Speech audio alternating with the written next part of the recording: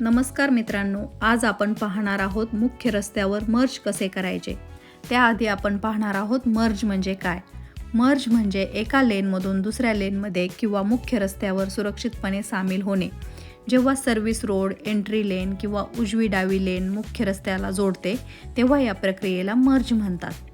हे मर्जचे साइन आहे। सुरक्षित मर्जिंगसाठी कुठल्या गोष्टी लक्षात ठेवायच्या ते पाहूयात। टर्न सिग्नल वापरून इतर ड्रायव्हर्सना आधी सूचना द्या। मिरर आणि ब्लाइंड स्पॉट तपासा। मुख्य रस्त्यावरील ट्रॅफिकच्या वेगाशी तुमच्या गाडीचा वेग जुळवा। सुरक्षित अंतर ठेवा।